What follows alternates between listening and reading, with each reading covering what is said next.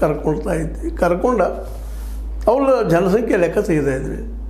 ತೆಗ್ದಿದ್ವಿ ತೆಗಿತಾ ಇರ್ತೀವಿ. ಅದ್ರ ಕ್ರಿಶ್ಚಿಯನ್ರು ಹೆಚ್ಚಪ್ಪ, ಆನಂತರ ಮುಸ್ಲಿಮ್ಸು, ಆನಂತರ 3ನೇ ನಂಬರ್ ಹಿಂದೂಗಳು ಅಥವಾ 4ನೇ ನಂಬರ್ ಬೌದ್ಧರು ಹೀಗೆ ಹೇಳ್ತಾ ಹೋಗ್ತಿದ್ವಿ. ಇವತ್ತು ಕಾಲ ಬದಲಾಗ್ತದೆ ರೀ, ಬದಲಾಗ್ಲಿಕ್ಕೆ ಈಗ ನಿಧಾನಕ್ಕೆ ದೇವರನ್ನು ನಂಬದಂಥ ಜನನೇ ಬೆಳೀತಾ ಇದ್ದಾರೆ.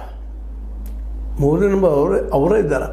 ಹಿಂದೂಗಳಿಗಿಂತ ಹೆಚ್ಚು ಚಾರ್ವಾಕರಿದ್ದಾರೆ ಜಗದಲ್ಲಿ ಅಂತೇಳಿ UN ಹೇಳಿದೆ ಈಗ ರಿಪೋರ್ಟ್.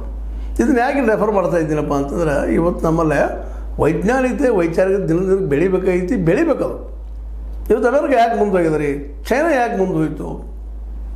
ಅವ್ರು ಕಮ್ಯುನಿಸ್ಟ್ ರೀತಿ ಅಲ್ಲೆಲ್ಲಿಂತಲ್ಲ, ಅವ್ರಿಗೆಲ್ಲರಿಗೂ ಉದ್ಯೋಗ ಕೊಟ್ಟು ಉದ್ಯೋಗ ಹಚ್ಚಿ ಶಿಕ್ಷಣ ಎಲ್ಲರಿಗೂ ಕೊಡೋದ್ರಿಂದಾಗಿ ಎಲ್ಲರೂ ಇವತ್ತು ಪ್ರಬುದ್ಧರಾಗ್ತಾ ಇದ್ದಾರೆ.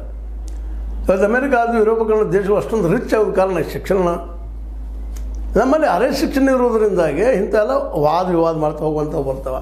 ಆಯ್ತಪ್ಪ, ಉದ್ಘಾಟನೆ ಮಾಡಿದರು, ಒಳ್ಳೆ ಕೆಲಸ ಮಾಡಿದರು, ಒಬ್ಬ ಅನ್ಯ ಧರ್ಮೀಯರಿಗೆ ಅವಕಾಶ ಕೊಟ್ಟರು ನಮ್ಮ ಹಿಂದೂ ಧರ್ಮದವರು ಅಂತ ಅವ್ರಿಗೂ ಖುಷಿ ಆಗುವಂಥ ಸಂದರ್ಭದಲ್ಲೇ ಸುಮ್ಮನೆ ಇಂಥ ಒಂದಿಷ್ಟು ಏನೋ ಮಾಡಿ ಮಾತಾಡೆ, ಕೋರ್ಟ್ ಮ್ಯಾಟ್ರ್ ಮಾಡಿ ಮತ್ತೇನೋ ಮಾಡಿ, ಇಲ್ಲಪ್ಪ ನಮ್ಮನ್ನು ನಂಬುವುದಿಲ್ಲ ನಮ್ಮನ್ನು ಹಿಂದೂಗಳು ಅನ್ನುವಂಥ ಒಂದು ಮೆಸೇಜ್ ನೀವು ಕೊಟ್ಬಿಟ್ರಿ. ಇವತ್ತು ನಿಮಗೆ ಗೊತ್ತಿರಲಿ, ಈಗ ಹಿಂದೆ ಅನೇಕ ಸಲ ಚರ್ಚೆ ಮಾಡಿದ್ದದ, ಪಾಕಿಸ್ತಾನವನ್ನು ಭಯೋತ್ಪಾದಕ ದೇಶದ ಅಮೆರಿಕ ಕರ್ಕೊಳ್ಳಿಲ್ಲ. ಕಾರಣ ಏನು ಅದಕ್ಕೆ ಇವತ್ತಿಗೂ ಕರಿತಾ ಇಲ್ಲ. SCO ಅಂದ್ರೆ ಶಾಂಘೈದಲ್ಲಿ ನಡೆದಂಥ ಮೀಟಿಂಗ್ದಲ್ಲಿ ಅದನ್ನು ಹೌದಪ್ಪ ಇದು ಭಯೋತ್ಪಾದಕ ದೇಶಕ್ಕೆ ತರಲಿಲ್ಲ. ನಾವು ಇಡೀ ಜಗತ್ತು ತುಂಬ ಒಂದು 50-55 ಜನರು ಕಳಿಸಿದ್ವಿ ಮೆಸೆಂಜರ್ಸ್. ನಾವಿಲ್ಲಪ್ಪ ಅವರು ಭಯೋತ್ಪಾದಕರು ಅದು ಕರೀರಿ ಅಂತ ಕನ್ವಿನ್ಸ್ ಮಾಡೋಕ್ಕೆ ಯಾರೂ ಅದರ ವಿರುದ್ಧ ಒಂದು ಮಾತು ಮಾತಾಡಲಿಲ್ಲ. ಕೊನೆಗೆ UN ಅದರೊಳಗೆ ಸ್ವತಃ ಅದರ ಅಧ್ಯಕ್ಷರು ಏನೋ ಆದರು ಅವರು ಪಾಕಿಸ್ತಾನದವರು.